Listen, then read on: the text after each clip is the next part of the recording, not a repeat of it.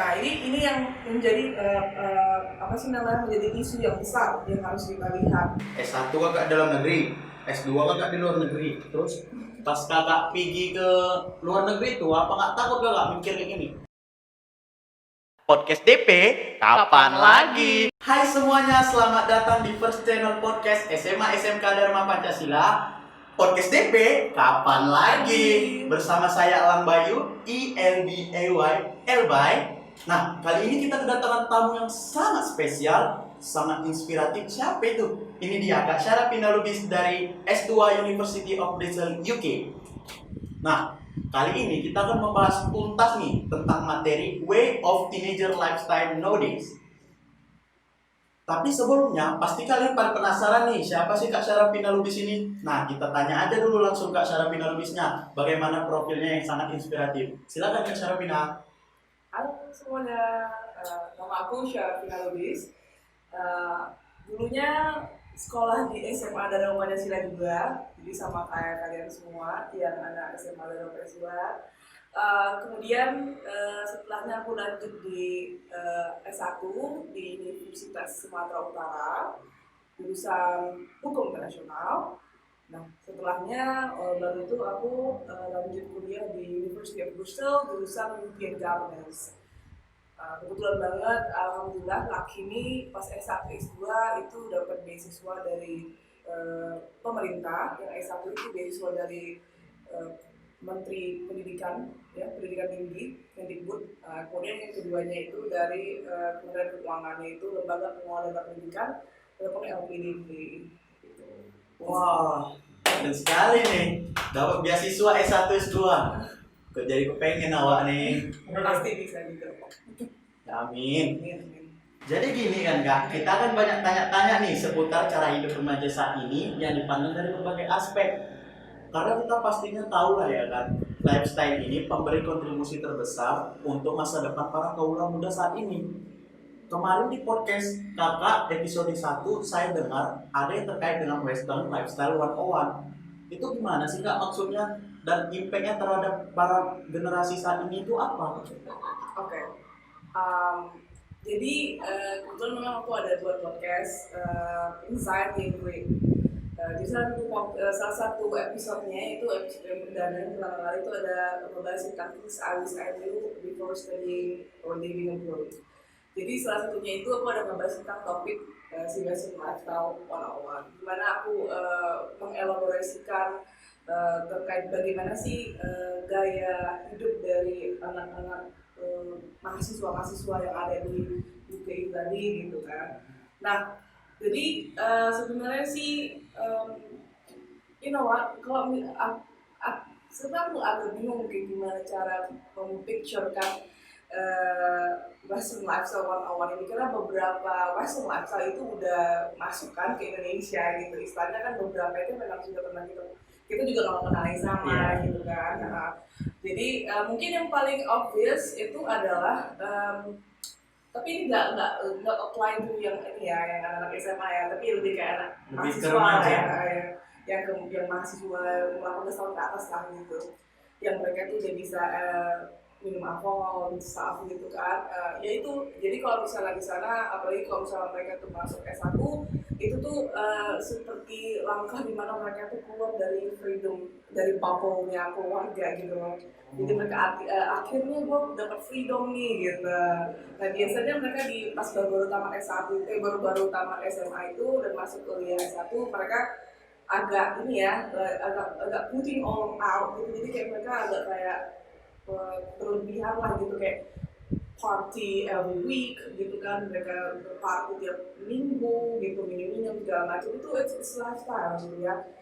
So dari kampus juga nggak pernah kayak ngelarang jangan partying, enggak, karena memang mereka ya itu memang gaya hidupnya gitu kan. Itu adalah cara mereka untuk having fun dari kuliahan, dari kayak stress di kuliahan kemudian pengen nyantai, ya udah partying stuff gitu. Cuman ya nggak semuanya lah kayak gitu. Setelah itu jadi kan cerita tadi kalau misalnya kampusnya itu ya biasa aja lah yang namanya kalau misalnya mereka mau partying atau pergi ke pub, apapun lah itu mereka nyantai karena itu memang bagian dari kehidupan mereka. Tapi kalau misalnya di Indonesia hal itu ya nggak biasa ya, itu kan memang mungkin ada beberapa orang yang melakukan hal itu, tapi it's not very common di Indonesia, dan itu hal yang mungkin kita harap jangan sampai terlalu menyeluruh ya di Indonesia, karena itu lumayan ini ya, lumayan kalau misalnya sama kita mungkin ekstrim gitu. Banyak dampak negatifnya. Iya banyak dah, ya benar, itu yang lebih akomodatif, dia banyak dampak negatifnya. Tapi yang kerennya, mereka itu di sana itu kalau misalnya memang udah minggunya mau partying gitu, atau minggunya mau kayak nyantai, ngepap, minum alkohol gitu, ya udah kalau misalnya itu waktunya exam time, jadi kalau misalnya kita punya, kan kita kuliah itu semester, nah kalau udah masuk ke exam time, udah di akhir semester, nah itu yang biasanya tempat-tempat pub yang rame-rame itu tiba-tiba bisa sepi, nggak ada orangnya gitu. Habis itu semua orang di mana? Di perpustakaan gitu. Jadi kalau misalnya orang-orang bilang katanya work hard, play hard, itu bener banget, itu memang diaplikasikan banget di sana gitu. Jadi kalau misalnya mungkin itu yang di Indonesia belum terlalu ini ya. Kalau kita sih kalau udah play hard gitu udah ke play aja gitu, terbawa-bawa gitu. Masih banyak main-mainnya kan. Benar, kalau mereka tuh benar-benar manajemen diri mereka tuh memang benar-benar bagus gitu. Mereka benar-benar bisa tahu kapan mereka mau pakai waktunya untuk belajar dan kapan mereka waktunya untuk having fun gitu. Nah Kak, menurut pandangan kakak sendiri nih, gimana sih struggle kakak dulu dalam proses sampai ke tahap best personalitas seperti saat ini? Gimana tuh Kak? Ini pertanyaannya lumayan filosofis ya. Karena memang banyak sekali perubahan dari dalam diri dari 10 tahun yang lalu masih SMA, seumuranmu, sampai ya, sampai dengan sekarang itu banyak sekali up and down-nya, terus banyak sekali lah perubahan diri. Ya, kalau misalnya aku bisa kasih gambaran kayak dulu di SMA itu aku salah satu orang yang kalau misalnya teman-teman lihat tuh mungkin anaknya ambisius banget gitu, optimis gitu, dia ikut ini gitu kan. Tapi memang waktu itu memang aku sudah membuat diriku terorganisir gitu kan. Kalau misalnya aku mau ngambil, aku punya goals ini dan aku gonna achieve it, gimana caranya? Jadi udah buat kayak penjadwalan gitu. Aku tuh ngitungin ke belakang, ngitungin berapa hari sih sampai aku tamat, jadi kayak 900 hari sampai aku tamat SMA. 600 hari sampai kayak gitu aja Kak? Karena apa sih namanya, karena saking semangatnya gitu kan, pengen sekolah luar negeri bla bla bla gitu. Nah itu kan ya anak SMA biasanya lah gitu, yang nggak kayak dulu kan aku nggak terlalu banyak pengalaman, jadi I don't know what to expect. Jadi aku tahu aku punya goals, ya I'm ready for it gitu. Biarpun harus apa sih namanya, jatuh bangun nggak masalah, gue jalan terus gitu kan. Nah sampai pada itu di perkuliahan. Nah di kuliahan itu fakultas hukum itu kan lumayan besar ya gitu. Jadi disitulah dimana kita dari, kalau misalnya kita di sini kita ngerasa oh ya aku udah lumayan kok di sini, pas masuk itu mungkin masih banyak orang lagi yang jauh lebih hebat daripada kita gitu kan. Tapi ya nggak segimana banget lah gitu. Cuman di situ aku sudah mulai tahu gimana sih apa sih namanya kegagalan yang harus aku lewati. Jadi aku ada waktu itu udah pernah ikutin beberapa pertukaran pelajar luar negeri dan dari dapet. Jadi bagi yang dengerin gitu kan, jadi kok misalnya lihat tuh si kakak ini S2-nya di luar negeri keren kali, pasti dia tuh nggak pernah ngalamin namanya kegagalan ala besar. Yang bisa sampai pasti ada kegagalannya. Benar, itu kegagalan tuh nggak bisa dihindari gitu. Kalau kata J.K. Rowling katanya, kalau misalnya kamu nggak pernah gagal, kamu tuh you fail by default, artinya kamu nggak hidup kalau kamu nggak gagal gitu. Dan kalau kita hidup itu memang kita harus gagal gitu. Tapi kadang kan ya bisa lihat lah, kalau misalnya kita gagal sesuatu, dari mungkin keluarga, teman-teman, bisa kayak lu heboh banget lu, ya kemarin lu gagal, ngapain lu ngambil lagi, itu kan kadang banyak tuh yang kayak gitu. bener gitu, itu kan kadang mempengaruhi kita punya psikologis ya gitu, kita langsung kayak iya ya berarti tuh nggak ada kemampuannya ya bla bla bla gitu. Jangan pernah bawa itu ke dalam pikiran ya, don't let it consume your mind. Jadi dirimu sendiri itulah yang tahu dirimu dan yang tahu potensimu itu apa aja gitu. Jadi ya orang mau bilang apa ya terserah gitu, yang penting kau stick to your goals gitu. Tetap ya kalau kamu apa sih namanya failing ya get back up gitu. Yang bikin kamu bagus itu adalah gimana caranya kamu resilience. Resilience itu pertahanan diri. Pada saat kamu jatuh, kamu mau bangkit lagi. Oh, itu jauh lebih berharga daripada orang yang misalnya effortlessly itu tuh kayak nggak terlalu banyak usahanya tapi mereka bisa sukses gitu. Orang yang jatuh dan dia bisa bangkit lagi itu adalah orang-orang yang tough, orang-orang yang kuat gitu. Orang-orang yang kalau misalnya aku punya perusahaan, I'll hire those people untuk di perusahaan, karena mereka pasti tahan banting. Mau kita ajak perusahaan gagal pun mereka akan berusaha terus gitu. Daripada orang yang meng-hire orang-orang yang udah pintar-pintar, karena orang-orang pintar-pintar ini mereka terkadang sombong dengan ilmunya gitu kan. Karena kan mereka pasti ya, karena kan mereka merasa kayak mereka tahu bla bla bla gitu. Mereka kalau kita kan misalnya aku kategori diriku aku nggak pintar gitu, cuman aku berusaha supaya aku bisa pintar gitu. Sama kayak saya. Iya, kan? Mencoba menjadi lebih pintar. Benar, jadi kayak kita bekerja keras gitu kan, mengeluarkan semua usaha-usaha kita untuk bisa sampai sekitar orang semua. Misalnya kayak kita ini ada yang pintar nih, nah, kita tuh harus kayak double atau triple the work ya, harus kita lipat 2 kali lipat, 3 kali lipat kerja kita untuk bisa sampai ke posisi mereka gitu. Tapi that's okay gitu, itu masa sebenarnya tuh menurut aku tuh malah suatu hal yang penting ya gitu, bahwa kita benar-benar greedy banget gitu. Greedy itu mulut, mulut banget di manusia gitu. Dan kita tuh adalah investment lah, kalau misalnya ada orang yang bekerja kita investment, karena investment itu kita mau sebuah investasi dari mereka gitu, karena kita adalah orang-orang yang nggak berhenti di satu posisi tapi kita selalu berusaha gitu. Nah udah kayak gitu itu pas di S1 ya, jadi di S1 tuh udah tau lah dengan hal-hal yang kayak gitu, ada film segala macem. Nah tapi ya belum nyampe ke tahap selanjutnya gitu kan, itu masih kayak personality di awal-awal lah gitu. Aku belum, kalau aku bilang sih kalau flashback ke belakang itu belum sampai dimana aku mengenal oh dunia seperti ini ya gitu, karena aku belum bisa berpikir secara filosofis waktu itu. Jadi aku hanya pikir oh ya aku mau ini aku ini dan gitu, tapi aku nggak pernah kayak mengkritisi sesuatu atau apa gitu, nggak pernah gitu. Jadi kayak aku ngikutin alur aja gitu. And then masuklah pada saat kuliahan kan, pas masuk pada saat kuliahan. Nah pasti kuliahan ini di S2 maksudnya, kuliah di S2 di Bristol. Nah ini beda lagi struggle-nya, gimana caranya supaya kita berdiri sendiri gitu kan di tempat yang baru gitu, dan harus staying di situ sampai 1 tahun lebih gitu. Gaya hidupnya pun beda. Gaya hidup beda, teman-teman beda, dan mereka tuh orang individual. Jadi kita tuh kalau misalnya kayak berteman kan, kalau misalnya kan kita berkenal nih, kita udah bisa kayak tertawa gitu baru kan. Tapi bisa ketawa gitu si Lampai masih udah bisa kayak udah berkawan lama, kita kan udah berkawan kawan. Bagi 5 tahun. Nah kalau misalnya di sana itu kalau kita baru kenal ya kita nggak bisa kayak gini, pasti awkward kaku. Mereka orang individualistis gitu, mereka tuh nggak mau, mereka mengurusi apa sih bisnis mereka masing-masing, mengurusi urusan mereka masing-masing, mereka nggak akan apa sih namanya mensibuki diri orang lain sekitar itu nggak akan gitu. Susah berkawan di sana.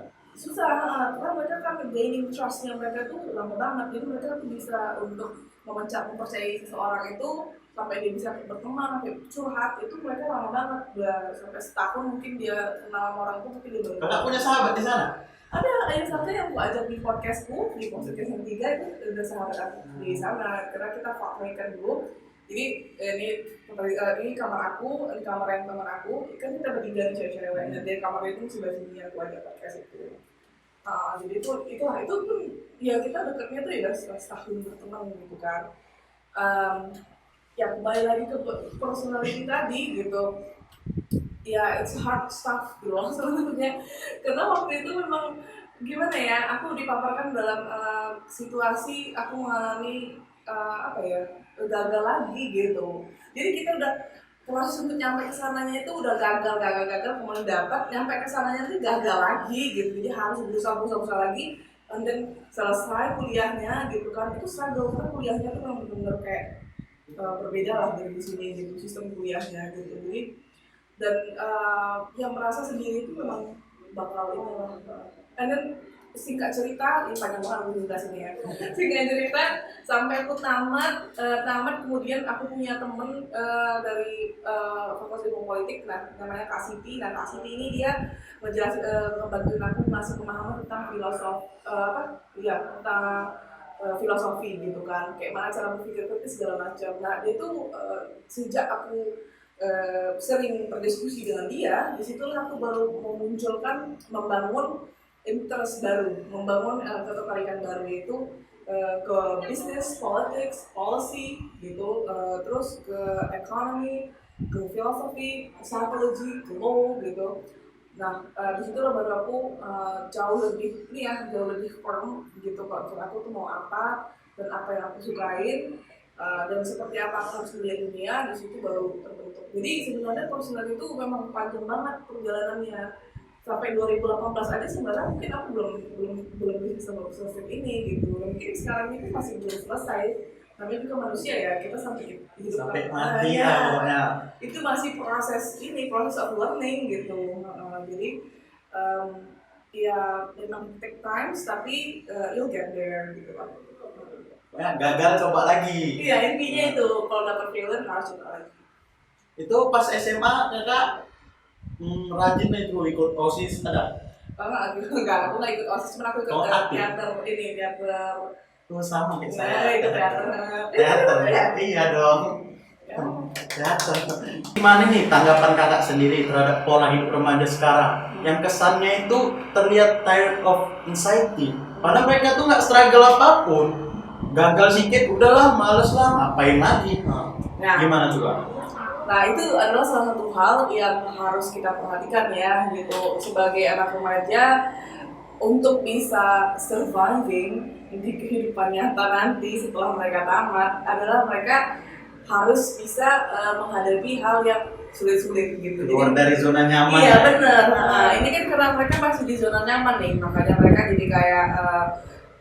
jadi kayak effortless gitu, jadi kayak malas lah gue nggak mau gini, karena kan mereka tahu kalau misalnya pengalaman ini aku tetap bisa makan kok, tetap dikasih rumah sama mama, ada duit dari orang tua gitu kan.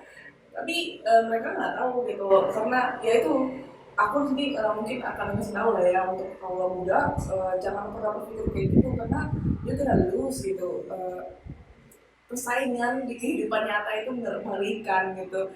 Kalau kita mempertahankan etik yang seperti ini, yang sedikit-sedikit udah kayak gitu males gitu, udah nggak mau berusaha lagi, kamu nggak mau bisa berkompet dengan yang lain. Kamu nanti akan, misalnya kamu mau dapat satu posisi kerjaan gitu kan, dengan sifatnya yang seperti itu, orang mungkin tidak pilih kamu karena yang lain-lain itu semua lebih antusias daripada kamu gitu. Dan kalau misalnya dibandingkan dengan kayak mana sistem persekolahan di luar negeri, itu mereka dari SMA itu memang sudah dibiasakan untuk berpikir secara kritis gitu. Kalau misalnya kita kan sering kayak dikasih tahu secara deskriptif aja di sekolah gitu kan, itu pun kita masih mau juga gitu. Dapat kuliahan, dapat ujian gitu masih kayak mau juga, padahal isinya itu deskriptif gitu. Sedangkan di sana itu kita disuruh mikir secara kritis, dan kita tuh nggak bisa mikir secara kritis hanya kayak ngomong-ngomong gitu doang, tapi harus kita berdasarkan oleh data-data yang ada. Jadi kita memang harus baca buku gitu. Kayak banyak ke perpus ya kan? Iya benar, banyak. Jadi perpus tuh memang kalau misalnya baca buku tuh udah kayak keseharian yang apa ya yang biasa gitu. Di sini pun juga nih banyak yang Ini ke banyak perpus. bagus lah kalau misalnya itu Istirahat ke perpus. berarti mereka sudah ada perubahan Iya.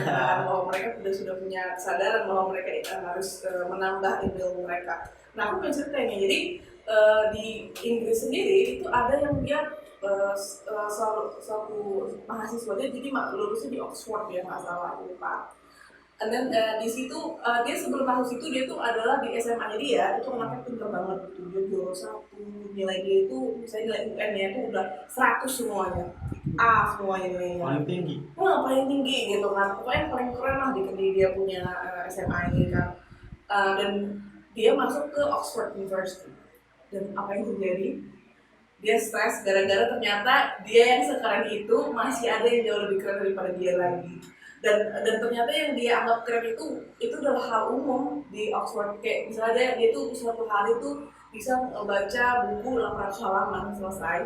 Dalam satu hari dia itu dan itu kebiasaan dia. Dan ternyata di Oxford itu ada yang lebih tinggi lagi daripada dia. Dan yang dia punya itu cuma kayak average di kelas bawah gitu.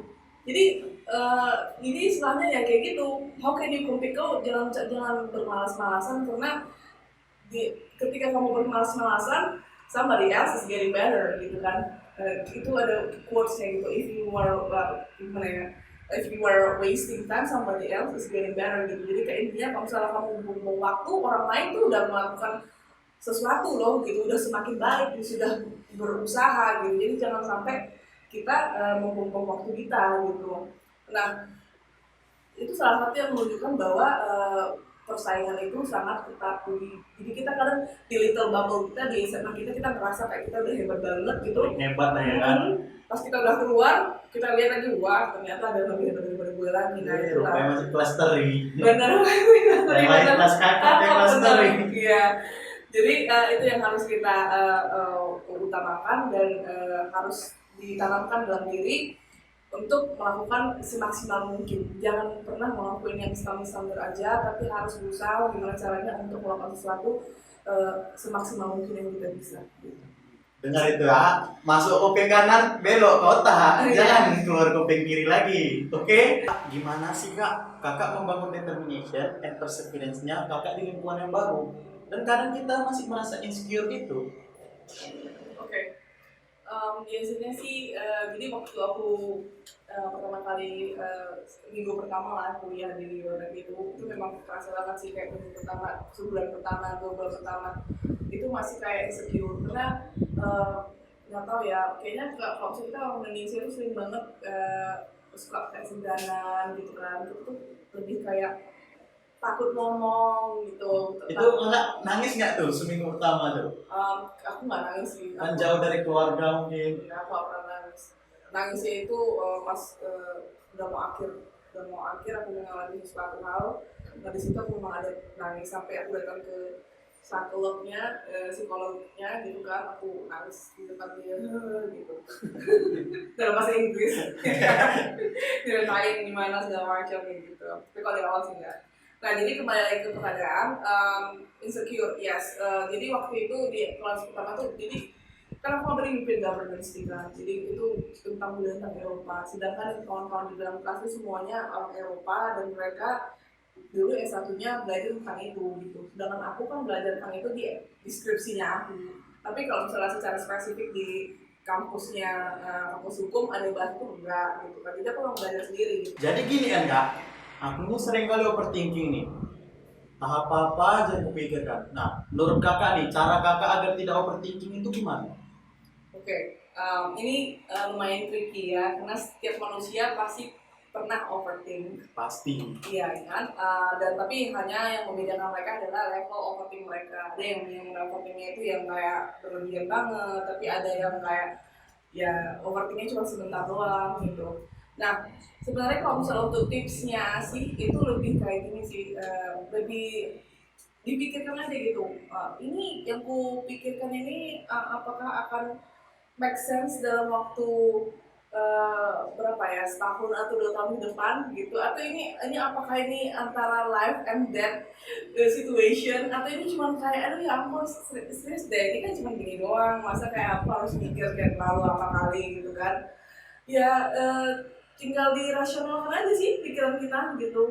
Itu kan yang penting itu sebenarnya kan perasaan kita yang membuat kita terbolak-balik gitu. Dan memang itu bagian dari thinking, tapi yang overnya tadi itu adalah si perasaan gitu kan. Jadi ya caranya gimana, ya tinggal kita kembalikan aja ke jiwa rasional kita bahwa itu make sense gak sih gua overthinking kan gitu, dan berusaha untuk kalau aku tuh biasanya elaborasikan gitu apa aja yang overthinking kan, dan kayak plus minusnya gitu. Misalnya overthinking tentang satu hal gitu, plus minusnya apa ya, kalau misalnya plus ini gitu. Jadi ketika kita sudah tahu plus minusnya apa aja, kita sudah tahu apa yang harus kita ekspektasikan dari hal yang kita overthinking tersebut, ya udah kita nanti bakal kayak slowly dia bakal hilang gitu.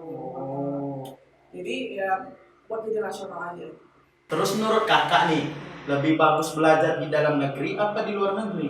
Secara kan kakak udah merasakan kedua hal ini. S1 kakak dalam negeri, S2 kakak di luar negeri. Terus pas kakak pergi ke luar negeri itu, apa nggak takut kakak mikir kayak gini? Iya, aku nanti diculik kayak mana ya? Terus siapa kawan aku di sana? Terus kalau aku mau makan, banyak nggak ya makanan halal di sana? Itu gimana? Oke. Sebenarnya sih untuk bagus mana keluar di dalam bersama di luar, sama-sama bagus sih. Aku nggak akan bilang kayak di dalam negeri itu jelek atau apa enggak gitu kan, karena kan at the end of the day aku juga dari sini juga gitu kan gitu, dibesarkan di sini gitu dengan edukasi yang ada di sini dan budaya yang ada di Indonesia gitu kan. Cuman yang bikin membedakan adalah kalau misalnya kita kuliah di luar negeri itu, terutama sistem edukasinya akan jauh lebih bagus daripada di Indonesia. Beberapa kampus di Indonesia juga sudah bagus sistem edukasinya, seperti kayak di UPI gitu kan, di Unpad gitu. Sama-sama bagus lah ya Kak. Benar gitu. Cuman kalau misalnya kita tetap di Indonesia, kita nggak akan bisa tuh merasain yang namanya yang di musik tadi, bahwa apa sih namanya struggle kuliah di luar negeri gitu, cari makanan halal, abis itu living by yourself. Karena kan susah dari kawan tuh ya kan, susah lagi. Karena banyak orang-orang yang individualis kan, tadi yang gue ceritain gitu, yang mereka tuh mereka tuh di kawan tuh bukan kayak in a group gitu kan, tapi mereka jalan tuh sendiri gitu. Kita hidup kita beda sama orang itu. Benar. Nah, jadi ketika kita keluar luar negeri itu akan memberikan kalau aku bilang kamu berangkat ke sana dengan kamu balik, kamu akan berubah 180 derajat. Aku bakal bilang gitu sih, kenapa kayak gitu ya Kak, kepala ke kaki. Bukan gitu maksudnya. 180 derajat. Maksudnya itu lebih kayak gini loh. Maksudnya dia itu lebih kayak kamu akan menjadi jiwa yang baru. Karena kamu banyak yang kamu lihat, banyak yang kamu tahu gitu kan. Yang tadinya kamu tahu cuma sedikit, kayak cuma di dalam satu kotak gitu doang. Tapi ketika kamu keluar, kamu langsung kayak, kayak gini ya gitu. Dan kamu lebih kayak toleransi. Banyak ya perbedaan-perbedaan seperti ini. Dan kalau kita kayak perbedaan, kita nggak boleh kayak kok beda gitu. Nggak boleh ya, kayak kita appreciating mereka gitu, bahwa respecting gitu, bahwa mereka punya preferensi mereka masing-masing, mereka gayanya seperti ini gitu. Dan itu dan hal lainnya adalah membuat kamu tuh jadi jauh lebih persisten sih, jadi orang yang jauh lebih kuat gitu. Karena kamu kalau misalnya di Indonesia kan pasti masih banyak teman-teman yang deket gitu kan, ataupun dekat sama keluarga gitu, masih ada yang kayak supporting secara langsung. Kalau di sana itu kan gak ada yang supporting kita secara langsung, kita benar-benar yang teman kita siapa, diri kita sendiri gitu. Gimana caranya kita tuh benar-benar menggantungkan diri kita hanya pada diri kita sendiri gitu kan. Dan itu sebuah skill loh gitu, it's not easy gitu. Ketika kamu dipapar di situ, semua yang ada di sini pasti bakal tahu kayak gimana. Kalau misalnya pernah ke luar negeri, bakal ngerasain perasaan yang sama, bahwa itu benar-benar kayak it's a whole new environment, jadi benar-benar suatu hal yang baru. Dan kalau kita bisa mengalami itu, kamu balik, kamu akan menjadi versi kamu yang lebih bagus lagi, versi kamu yang jauh lebih enhanced lagi, versi yang jauh lebih mengerti orang lain, jauh lebih terbuka pikirannya, jauh lebih banyak pandangannya gitu. Jangankan ke luar negeri, ke luar kotanya harus menyesuaikan diri juga ya kan? Beda-beda soalnya. Nah, jadi kita nih harus sama-sama lah ya kan? Kita sama-sama berpikir keluar dari zona nyaman kita. Bisa kita pergi ke luar negeri untuk belajar hal-hal yang baru. Last question nih Kak. Kakak kan ada bahas nih di podcastnya kakak tentang orang konservatif stigma itu yang di film Cuties itu loh. Itu terjadi di kehidupan remaja yang mencari jati dirinya kan. Nah, menurut kakak nih, film genre apa sih kak yang saat ini integrasinya mengandung wrong stigma itu? That's a good question actually. Itu pas banget. Jadi ada film Cuties di Netflix. Pasti kan sudah tahu lah ya Netflix itu. Nah, jadi di film Cuties ini sebenarnya yang utamanya itu dia tuh mau bring out sebuah gagasan tentang anak-anak muda yang dia itu kan pasti mereka masih kayak dalam fase mencari identiti mereka, mencari jati diri mereka gitu. Mereka ini siapa, aku suka apa, bla bla bla, dan mencari apa sih lebih kayak kalau lihat sesuatu, aku tertarik nih ikut gitu kan. Nah, jadi di film Cuties ini yang jadi problemnya itu adalah ketika dia itu membungkus ceritanya itu menjadi sesuatu yang mengarahkan kepada wrong conservative stigma, dimana ceritanya itu adalah si tokoh utamanya yang dulu umur 10 sampai 11 tahun, dia itu tinggal di Muslim household, jadi apa sih namanya tuh, tinggal di keluarga Muslim, ya, jadi dia itu tipenya orang Senegal, dia tinggal di Prancis dan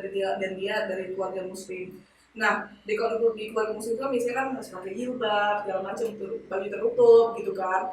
Nah, terus suatu waktu dia itu lihat ada anak-anak seumuran dia yang menjadi penari, tapi ini dia penari sensual gitu kan. Nah, dia tuh pas lihat itu dan kebetulan itu adalah masa-masa dia mencari jati diri, dia langsung kayak, wah, gue mau nih, kayaknya aku suka gitu. Terus dia langsung malah ikut ke situ kan. Nah, yang anehnya ini film ini tuh membuat stigma itu jadi kayak seakan-akan orang-orang yang konservatif gitu, orang-orang yang misalnya yang pakai jilbab, yang itu kan masih dikategorikan konservatif ya gitu, kita masih mau following tradition atau certain religion teaching gitu kan. Nah, itu pasti jadi mereka tuh langsung kayak mengkategorikan bahwa oke, kalau misalnya orang yang konservatif mereka tuh harus dibebaskan gitu, mereka tuh tertekan harus dibebaskan.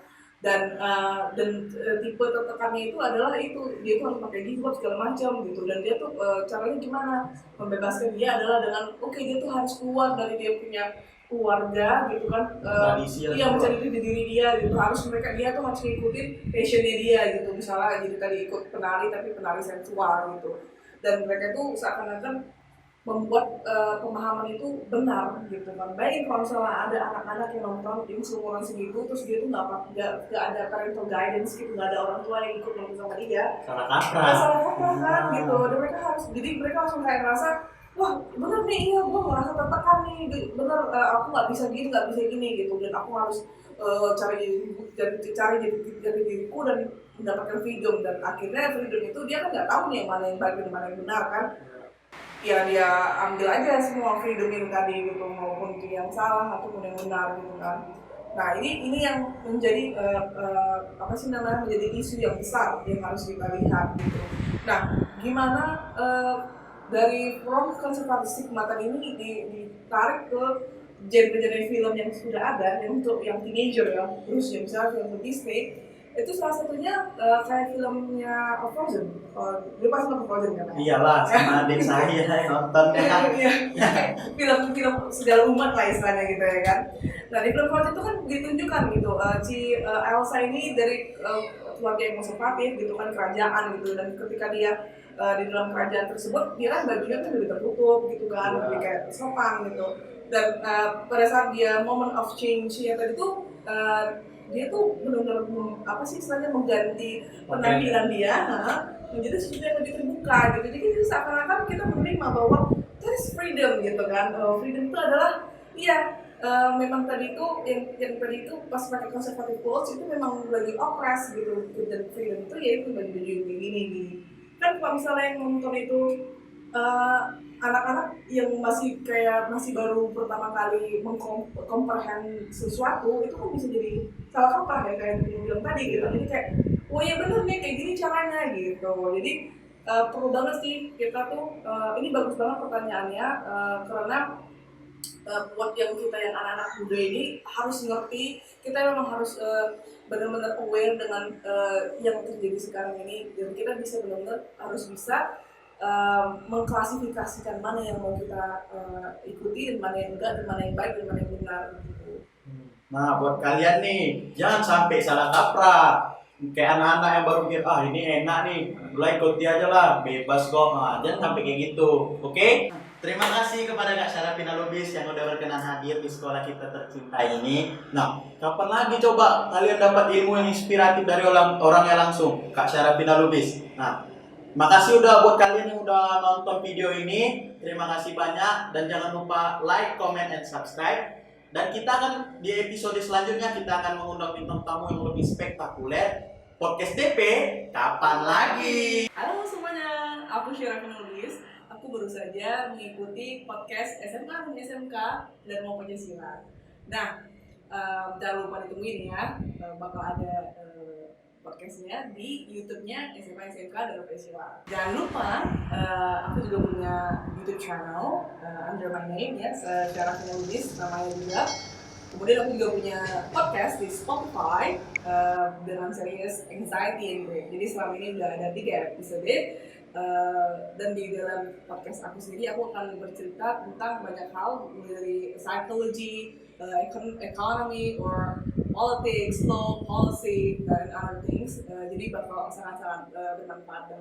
And stay tune untuk another episode di podcast SMA SMK Dalam Pancasila. Bakal ada banyak bintang tamu yang lebih marvelous. Podcast DP, kapan lagi?